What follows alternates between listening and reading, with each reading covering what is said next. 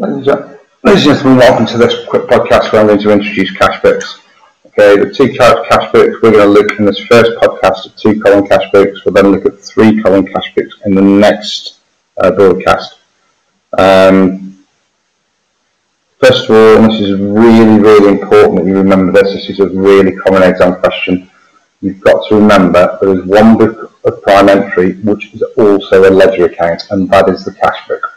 So we do not do, if we are running a proper cash book, a separate ledger account for bank and cash. It's all contained in the book of prime entry. That comes up probably in 50% of exams. Right, very quickly some key terms that we need to know. Some of these you will already be aware of.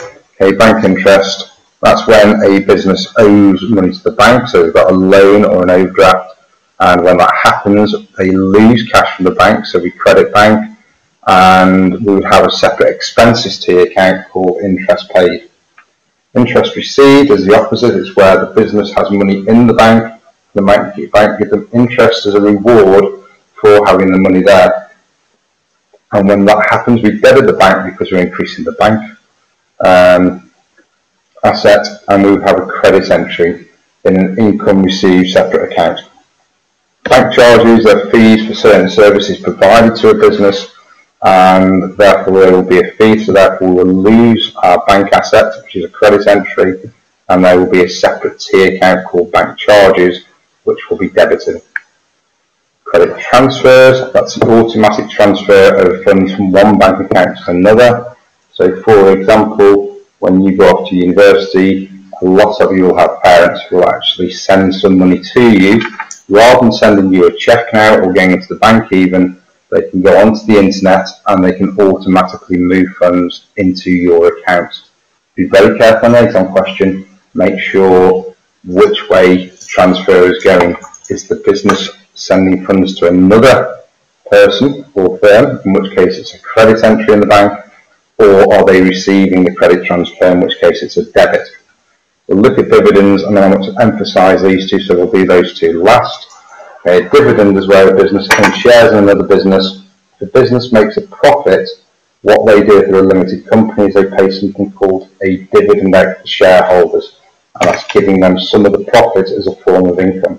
If that happens, it would be a debit entry in the bank account because we are gaining a cash asset in the bank, and we would set up a separate income account called dividends received, and that would be credited.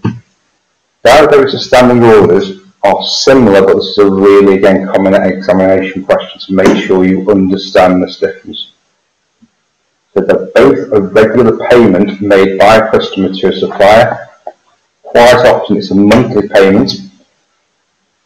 The difference between the two, a standing order is set up by the customer in the bank, and only they can change the amount of money that's paid. So if you set up a standing order for 100 dinar or $100 or £100, that is how much will be paid every month until the customer goes into the bank and increases or decreases the amount. A direct debit is set up so the customer allows the supplier to increase or decrease the amount of money that they take each month. The direct debit, somewhat surprisingly, when people first hear about them, is the one that is most common. And it's most common because very often your suppliers you will buy different amounts from each month, or you will use different amounts of services, and what you don't want to have to do is to go into the bank every time it changes and change the amount of money that's transferred.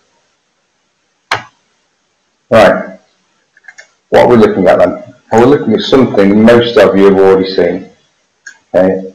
Imagine that it looks like this, and it's no different to a normal T account. So if you ignore the bank columns, the cash columns have got a debit and a credit side.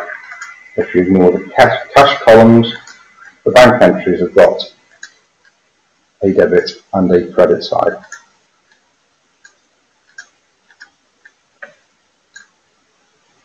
Making entries, most of the entries have already been made here. I'm just going to make 2 extra entries. So what we've got here, we've got the opening balances. In the bank it was an overdraft. You've got money being paid into the business in the bank from Archang. You've got a bank transfer from somebody called A Homes who's paid some money into the business, and you've got some cash sales for 700. Over on the credit side, we've paid out 50 for postage from the cash. We've paid out £300 or $300 worth of wages, and there's been some interest paid and a direct debit made to Kuwait Power for $300 for power used. Right, the first entry we're going to make is a special type of entry. It's called a contra entry, and that's where we've got a transaction where both entries are in the same ledger.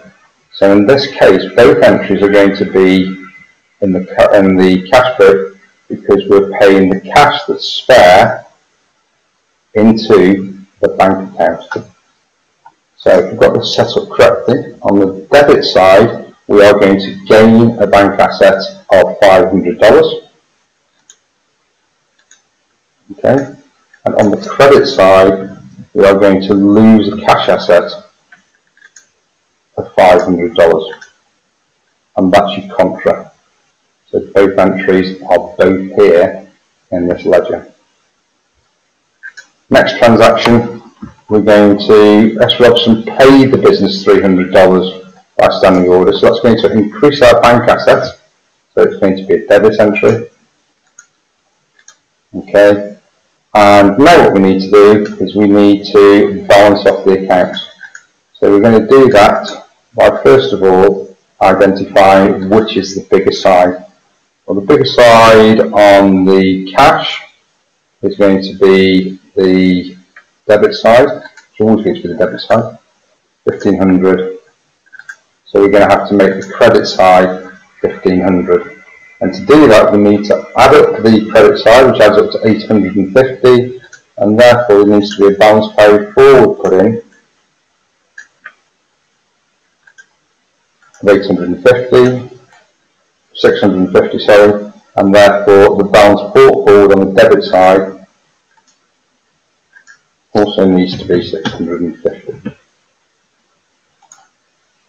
On the bank, the bigger side, 800, 900, 1,700 is going to be the debit side.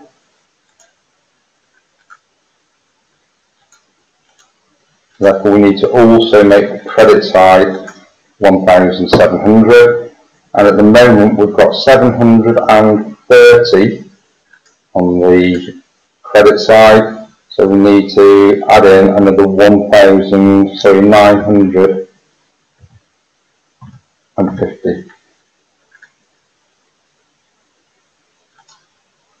Make the credit side the same, and therefore we need to put in a balance brought forward of 950 on the debit side on the 1st of the 11th, 2015.